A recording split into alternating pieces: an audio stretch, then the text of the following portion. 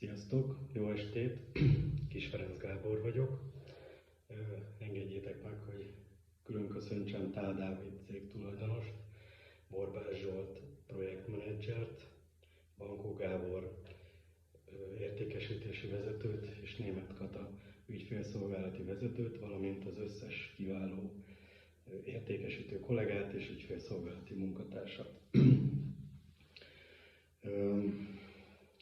Diósdon élek, elmúltam 40 éves, nagyon sok mindennel foglalkoztam, tanulmányaimat a pénzügyi és számviteli főiskolán folytattam, utána pályakezdőként, pénzügyesként, munkaügyesként dolgoztam, majd nem sokkal utána egy kafetéria cégnél értékesítettem kafetéria elemeket, így cégvezetőkkel tárgyaltam és megtanultam egy életre, hogy nem feltétlenül a terméket kell eladni, hanem inkább az ügyfél elégedettséget kell minél magasabb fokon művelni, ez már behozza utána az árbevételt is. Magamról annyit mondanék, hogy 10 éve élek Diósdon, akkor találtam meg ezt a kis házat, majd nem sokkal később megtaláltam a kis feleségemet, illetve szeretett kutyámat, Kefírt, és mire észbe kaptam,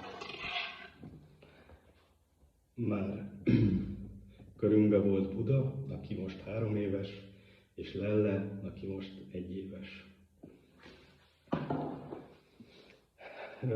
Miattuk, értük, magamért keresek most munkát, olyan munkát, amiben örömet lelem.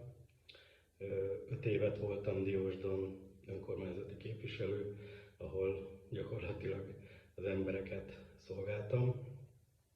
Valamilyen szinten ezt szeretném továbbvinni, és szeretném megtalálni azt a helyet, ahogy a bevezetőben írtátok, win-win pozíció létrejöhet, tehát mindenki nyer az üzletből, és legfőképpen jól tudom magam érezni a munkában, illetve veletek.